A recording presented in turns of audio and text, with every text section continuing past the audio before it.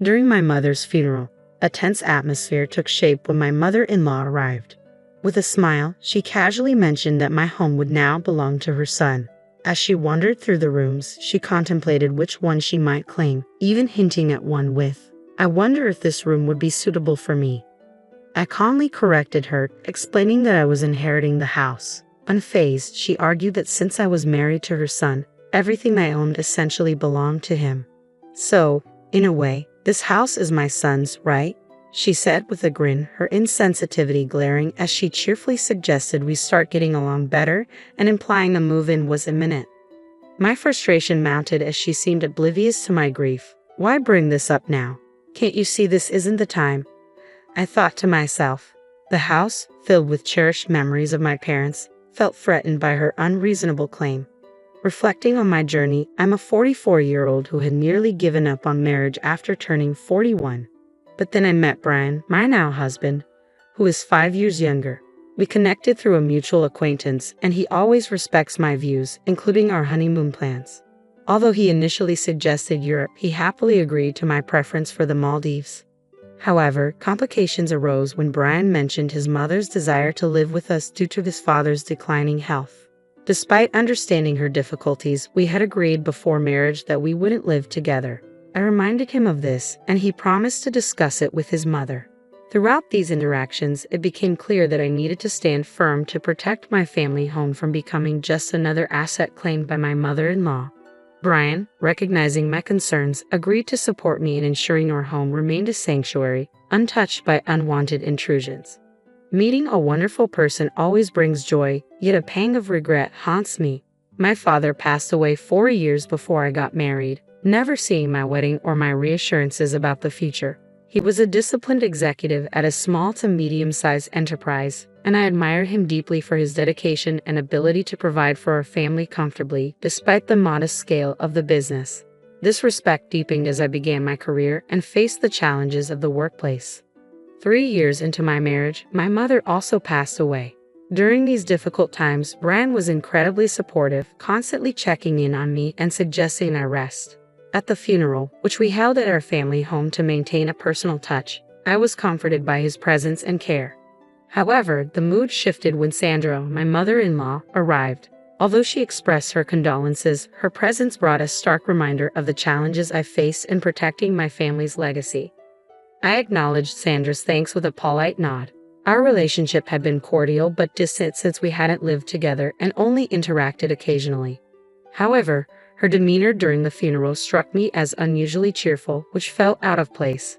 She began by thanking me for managing the funeral so smoothly, attributing it to my efforts.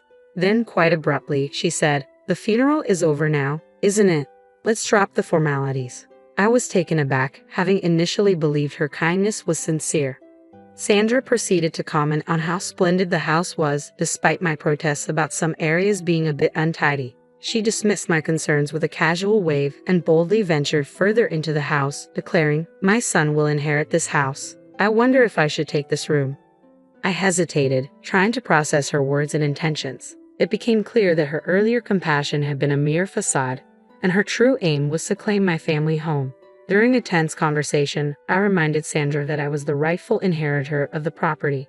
With a smirk, she responded, "I know your parents had no other children, and a wife's belongings belong to her husband, right? So this house essentially belongs to my son, doesn't it?" Her comment left me exasperated. With unsettling cheerfulness, she suggested we should start getting along better and announced her plan to convert one of the rooms into hers. Alarmed, I asked if this meant we would be living together. Without hesitation, she confirmed, "Exactly. With such a beautiful house, it would be a shame to leave rooms empty when 2 people can comfortably live here. Plus, I won't have to take care of my husband all by myself." This conversation occurred shortly after my mother had passed away, and Sandra's insensitivity only fueled my growing frustration. Why would she bring this up during such a sensitive time? Just then, my husband overheard our exchange and intervened. "Mom, what are you saying? This isn't the right time for such discussions," he scolded. Unfazed, Sandra retorted, "Why make such a fuss?" My husband firmly insisted that she leave and escorted her out, apologizing to me afterward. "Sorry, my mom can be unreasonable," he said. I appreciated his support and replied, "It's fine, thanks for handling it." However, as we began to move past the funeral and discuss the future of my family home, I noticed a subtle shift in my husband's approach. 12 days after the funeral, we talked about the possibility of moving out of our cramped apartment. "This apartment is getting too small," I suggested. "Shouldn't we consider moving back to my parents' house?" He agreed, saying, "Yeah, you're right. With the possibility of having kids and needing more space, it would be better than squeezing into this tiny place." But then he hesitated and added, "Well, we should start preparing for the move." As we discussed the details, he revealed an unexpected idea. Considering the spacious house and the empty rooms, he suggested, maybe my parents could move in with us. I was taken aback and asked, "Are you suggesting we live together?" Recently, I had noticed a change in my husband. Despite previously valuing my opinions, I began to question if he was merely agreeing with me without fully considering the implications or if he was being unduly influenced by his mother's wishes. His readiness to accommodate her ideas was becoming increasingly apparent, challenging my perception of him as a supportive partner. The suggestion to live together made me doubt his genuine stance on the matter. Despite my clear objections to cohabitation, he seemed to waver, often siding with his mother. "Haven't I made it clear that we won't live together?" I reminded him frequently. His usual response was, "But Mom keeps insisting." I reminded him of how he had stood up to his mother at the funeral, confronting her about her inappropriate behavior. "You were opposed to living together then, weren't you?" I challenged. He conceded, "Yes, I was upset about her barging in. But that doesn't mean I'm entirely against the idea of living together. I just didn't think such a crucial decision should be made hastily at the funeral." Though he had seemed to agree with my stance initially, it was becoming clear that his inclinations might align more with his mother. Moreover, he appeared to avoid making definitive decisions, possibly believing that staying neutral would absolve him of having to choose sides. This was frustrating. I was firmly against the idea of living with someone who intruded into my parents' house during the funeral and presumed to claim a room. "Please make sure your mother understands this," I insisted. Reluctantly, he replied, "Why are you so bothered by it?" "Fine, I'll let her know." My perspective on living with my in-laws had shifted dramatically after witnessing my mother-in-law's behavior at my mother's funeral. The idea of sharing the home my father had built, a place filled with cherished memories, with her was now unthinkable. This frustration was compounded by my husband's lack of firmness in communicating my stance on cohabitation. When my mother-in-law directly challenged me, she asked, "Why are you opposing living together in such a spacious house? You're Brian's wife now, and his father and I are practically your parents too. Why such strong opposition?" I reiterated my refusal to cohabitate, explaining the challenges I faced managing alone and mentioning my husband's mobility issues. She accused me of abandoning them, to which I reminded her of the practical reasons we had discussed before. Despite my sympathy for my father-in-law's health, the thought of being overwhelmed by additional responsibilities if we lived together loomed large. I made it clear that if cohabitation were ever to be considered, a significant improvement in both my husband's and mother-in-law's attitudes toward my needs and boundaries would be non-negotiable.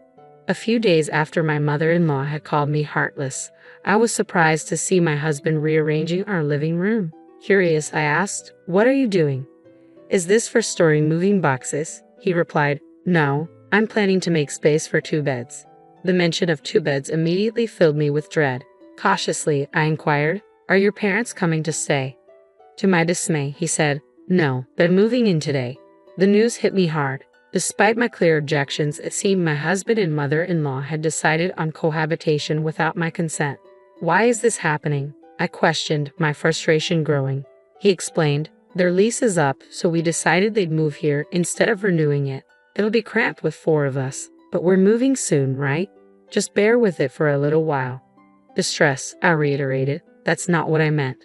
Why is cohabitation even on the table? I've said before I don't want to live with someone who barged into my parents' house on the day of the funeral and suggested living in this room." He promised to talk to his mom and added, "We'll be living together from now on, so please try to get along." Annoyed, I asked, "Why do you prioritize everything your mom says?" He tried to clarify, "It's not about prioritizing her. I listen to both your opinions and make judgments."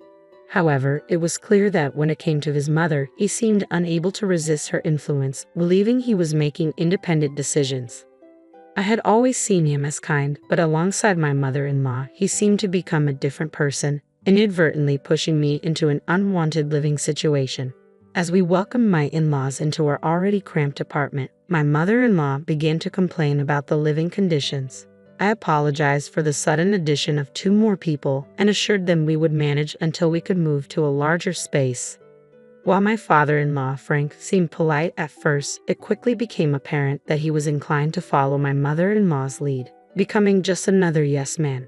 A few days later, my mother-in-law asked me to run an errand to buy a medicated patch for her, a small request that nonetheless added to my growing list of frustrations. As the situation deteriorated, it became increasingly clear that living together under one roof was becoming untenable. My mother-in-law was openly excited about the move, eagerly anticipating the space and comfort it would provide. Unbeknownst to her, I had been quietly making preparations of my own. Determined to protect my parents' legacy and preserve the sanctity of my childhood home, I made a drastic decision after about 12 quiet days. I officially renounced my inheritance, securing court approval to relinquish my rights to the property. When I announced this decision to my family, it was clear that the resolution had come at a significant personal cost. I explained that this house held immense sentimental value for me, and I couldn't bear the thought of my mother-in-law living there. Therefore, I decided to let it go, keeping it as a beautiful memory in my heart. My mother-in-law was incredulous, berating me. "What madness possessed you? Even if you didn't want it, you could have sold it for a good sum. Why just abandon it?" I remained calm and replied, "Selling it would only mean you'd end up relying on that money. I thought it would be clearer if I simply had nothing to do with it." She was furious. "We moved out of our previous place for this. What are you doing? How will you make it up to us?" I stood firm, my voice steady. "I've consistently opposed cohabitation. You forced this situation upon us without proper discussion, so I took a stand." The revelation of my renunciation left my husband and mother-in-law visibly shaken. Their faces drained of color, and they were speechless. My father-in-law looked on, bewildered by the unfolding drama. Pushing the conversation further, I turned to my husband, Brian. "I've been thinking about getting a divorce. What do you think?" He stammered, taken aback. "A divorce?" Before he could fully articulate his thoughts, my mother-in-law interjected aggressively. "Brian, you should divorce this ridiculous wife immediately." Her demand for a divorce was harsh but expected. It served as a critical test to see if my husband could make an independent decision in such a crucial moment. Brian mumbled a response, still struggling to articulate his position. Seeing his hesitation, my resolve hardened. "Fine, divorce seems to be the only option," I declared. My father-in-law tried to intervene. "Brian, it can't be helped. Your mom is insisting." Brian finally spoke up, albeit reluctantly. "Well, you seem to want a divorce too, and maybe that's for the best." Even in this pivotal moment, it was clear that my husband, along with his father, remained unable to stand up to my mother-in-law's dominant will, always defaulting to her wishes. When my husband suggested divorce, it felt like he was trying to portray it as a concession for my benefit, resigned yet determined. I decided to proceed with the divorce and planned to move out with only a few essentials. That night, I stayed in a budget hotel, knowing I had urgent tasks ahead. The following day, I took a half day from work to return to the courthouse and handle the necessary paperwork. A few days later, my mother-in-law called, clearly agitated. "What's going on? It seems the house is now becoming yours. Why this sudden change?" she demanded, having likely learned of the situation through the estate division process. "Yes, the house is mine," I confirmed. Her accusations came swiftly. "You forged documents and deceived us." I responded calmly, "Why would I forge court documents? Those documents are genuine." She pressed further, "If you were supposed to renounce the inheritance, why is the house becoming yours?" I explained. Right after I submitted the renunciation application, I withdrew it. Renouncing an inheritance is difficult once accepted, but it takes about a month to process, during which it can be retracted. The documents I showed you were from the application stage. I led you to believe I had relinquished the house and used the threat of divorce to gauge reactions and decide my next steps. I had hoped my husband might show some reluctance about the divorce, which would have led me to reconsider and clarify the situation about the house. However, things progressed differently. Since the house was acquired before the divorce, it was subject to division, but because it was an inherited asset, it was exempt from property division. My mother-in-law tried to salvage what she could. If the house was jointly acquired, it would be considered marital property. You two were supposed to sell it and split the money, right? I clarified, specific assets like inherited property aren't eligible for division. As for any money Brian might receive through property division, our short marriage complicates that. The shorter the marriage, the less likely individual inherited assets are divided. She persisted, what about the money Brian would get through property division? I calmly responded, since we've only been married for a few years, the brief duration further complicates dividing inherited assets. After being branded selfish and heartless, I stood firm in my resolve to protect my family home. I'm safeguarding this house because it holds precious memories of my parents. I don't want people like you living there. If you have further complaints, please consult a lawyer. Following that heated exchange, the divorce proceedings moved faster than expected. It seemed my mother-in-law had urged my husband to expedite the process. Regardless of her motivations, the divorce was finalized, freeing me from the ongoing stress of dealing with my in-laws. There was a profound sense of relief, as if I had successfully protected my father's home from disruption. After moving out, my ex-in-laws faced a more cramped space with one less person. My former mother-in-law began searching for new living arrangements, but her age made passing rental screenings challenging. Eventually, my ex-husband found a smaller single-family home for them. Although it was a downgrade in size and likely came with higher rent, it provided them with their own space. He took on the responsibility of supporting his parents, facing a challenging road ahead. Initially thrilled by the prospect of moving into the large house left by my father, my former mother-in-law had to settle for a considerably smaller and different reality, a disappointing turn of events for her. As for me, I began a new chapter in the house my parents left behind. It feels warm, almost as if they are still with me, preserving their legacy and the memories we shared. This new beginning marks a time of healing and reflection, honoring my parents' memory in the peace of their beloved home.